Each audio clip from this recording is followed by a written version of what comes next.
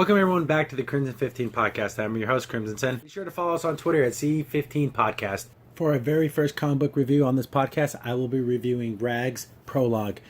I picked this up over on Comic Central for 99 cents, and for that price, it is well worth it. Just for the art alone, it is definitely worth that 99-cent price tag. I will leave a link in the description so you guys can check it out. And again, 99 cents, just that right there, definitely pick this up. So right on the front, we have the cover. They say not to judge a book by its cover, but it's a comic book. It's a visual medium. You're going to judge the book by its cover. So we got a pretty interesting cover here. The title alone, Rags, is a very mystifying title. Like, what's this? What's going on with this? And we got this woman here on the cover who's wearing a unicorn onesie. She has military gear underneath. Like you see that she has a helmet and she's wearing some LBE. And she's carrying a H&K G36, which is a pretty cool rifle, and it's the C variant, which is the compact. And I'm glad to see a well-detailed firearm.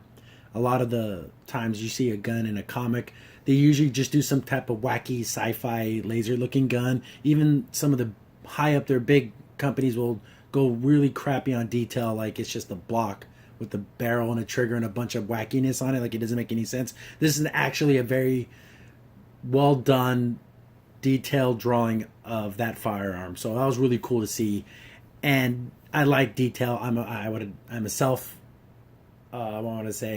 firearms kind of guy. I like guns. I have rifles of my own. I love going shooting, and it's just cool to see that level of detail on firearms. That it's small and it's technical to a lot of people. I guess it's not important. You're gonna just flip past it, but it's actually done really, really well, which is pretty cool. So right after the cover, we have the front page where it shows like the character breakdowns. A lot of comic books do this, and this one, for when I first looked at this, it reminded me of a character select screen like out of Street Fighter 2 or Mortal Kombat. But only 2 of the characters are unlocked. We haven't learned the rest of them, so that's kind of gives you that another visual clue of there's going to be more characters, there's going to be more development. It just wants you to keep reading to learn more. It's a nice little touch there. So our title character, the woman who's also on the cover of the book, is Regina Rutkowski. I hope I'm saying that correct. Service, United States Marine Corps. Other than honorable discharge, wasn't a good girl. Pending status change. That didn't tell you exactly what happened with her, but it just gives you another little bit of go figure out. Let's go find out what happened with this woman. Did something that was out of her control? What's the circumstances? I'm already kind of intrigued already to figure out what's her story. And then the second character here, Riley Hawkins, occupation farmhand. Well, okay, not as intriguing as our title character, but it's another kind of cool little touch. I like these little character bios, and it's taken seriously. Some of these other comics I read, the character bios, they try to be cutesy and funny and dumb, but this is pretty cool. Let's just know that this is the main character. This is what she's done. She's in the Marine Corps. Hoorah for those guys. Thank every Marine for their service, and this looks like this is going to be a pretty cool character. I definitely want to see her journey. I'm only one page in, and I kind of already want to know more about her. Right below the character bios, we have the breakdown of the story. So I'm going to go ahead and just read that so we have an understanding of what's going on. A terrorist attack at the San Ysidro border has unleashed a terrible plague across the state of California. Homeland Security, the police, National Guard, and military have been wrecked as they wrestled to quarantine and control the outbreak. Everything south of Los Angeles has been overrun, with the majority of the populace directed to flee north to find safety. In the town of Paso Robles lies National Guard base Camp Roberts, an old World War II training base now turned into a refugee camp. But Paso Robles, small town that it is overrun with the carriers of the plague. Trapped in the town is a U.S. Marine Corps veteran, Regina Rutkowski. She doesn't care about the plague. She doesn't care about safety. All she cares about is finding a comfortable pair of pants. So there's our story, a zombie story. I'm not the biggest fan of the zombie genre. I do like the older, Night of the Living Dead films. I enjoy a lot of the video games. Dead Rising probably being one of my favorites. State of Decay is another cool one. But not a big fan of The Walking Dead. And I know that's like super huge. I know that's probably sacrilege to say that, but I really don't like that show or the comic. The best zombie stories are always about the characters, about their survival, their struggle, their journey. And the zombie apocalypse, as so be it, is just a framing device for us to delve deeper into these characters and having that extra stress of trying to survive, not dying. That's when a lot of emotions run high, and that's usually what I look for in this type of story. A lot of zombie things don't really get to that. But just from this prologue, I'm already intrigued by the characters, and I definitely want to know more. And we're going to dive right into the story. So first off, right back to the art. We get a lot of detail on the first page of the car, of the weapon. Our title character, Regina, she's a beautiful woman. She's wearing a bikini for some reason, and looks like she's trying to clear a malfunction. Something happened with her firearm. And when I looked at this, I'm like, wait a second. That barrel, that front sight, that's a freaking Beretta CX4 Storm, which is like, I've always liked that gun because it was one of the first pistol caliber carbines that was kind of successful, but not too much. Now they're everywhere. You can find pistol caliber carbines like everywhere, but the CX4 Storm was like one of the first ones, and it's kind of a forgotten weapon, and kind of it's not very modular as newer weapons, but I thought it was a really cool touch. That's a very not a, I'm gonna say it's not like the AR-15s or AK-47s that everyone knows what they are. It was just really cool to see that little choice of detail, that kind of weapon. So I knew right then and there, I'm like, oh, I'm gonna like this because I just love details on weapons, the details on the under of the cars that are flipped over in this scene. It just looks cool. I just love those nice little touches like that.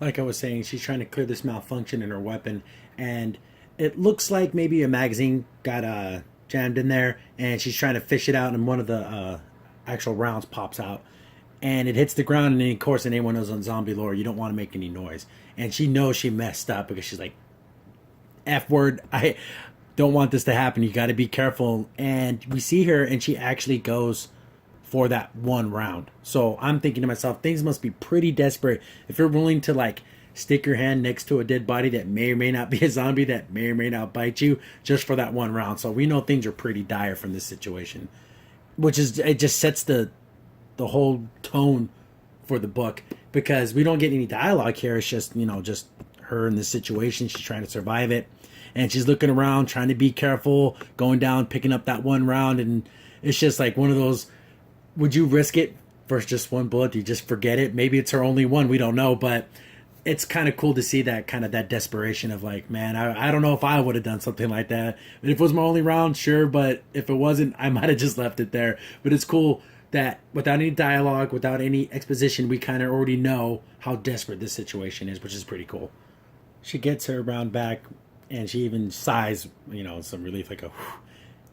I can understand that this must be a pretty crappy situation to be in. So she finally gets it. She's trying to get her gun up and running again, and lo and behold, zombies are on her, and she is surrounded. It looks like at least a couple dozen zombies on her. You don't want to be in that situation. So she is in desperation mode. That's not a fight situation. That is a run situation. So we cut to some survivors. It looks like they're in a store, or like a general store, maybe even like a gas station type situation. And it's about 4 or 5 guys. There's a little kid, looks like a cop, because you see the mic on his pocket.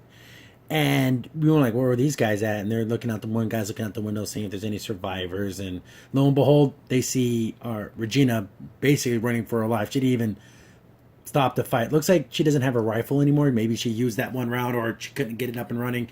No point in carrying it. Might as well run away. She's taking off. She's running. And we got zombies are right on top of her. And this is the censored version of the book, but one of the zombies rips her top off, so she's running around topless.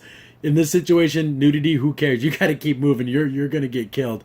She's banging on this glass to get in, and then we have that interaction between everyone else, the survivors. They're like, hey, the one guy in the red jacket, which is the other character from the bio, he's like, well, come on, let's let her in. And everyone's like, well, we don't know if she's been bitten, it could compromise us. He seems to be like a good guy. He's like, hey, we can't just leave this woman out there to die. And she's banging on that glass. She even tries punching it, and she kind of hurts herself, which is pretty funny. But she's desperation. She sees these people in this building, and they're not letting her in. And it's kind of like, that freaking sucks. She's a zombie on her. She ducks it. It crashes into the window. And so she has that desperation, and that between, you see humans, people, I'm going to be out here, I'm going to get killed. And they kind of have a I don't give an F look on their faces, which is, to see that must be absolutely horrible, to see like the worst of humanity. I'm going to not give away everything, because I definitely want you to go pick this up. But that's where we're at, where she finds herself trying to get in and help these people. They are arguing back and forth if it's right to let her in. She could be bitten, but there's always a chance that she's not. I would definitely. She looks healthy. She's not dying. You got to do your best to try to save people. Basically, I'm going to skip a few pages here, and she ends up on the ground. I'll leave this final screenshot here. She's bleeding. She got cracked in the head, and she's basically glad to be alive, but she doesn't look like she's in a great situation. And that's where the prologue ends. And color me impressed. I didn't think I would like a zombie story, but I like this main character. I like her situation, just her little backstory. She's a Marine, and she's not this perfect badass.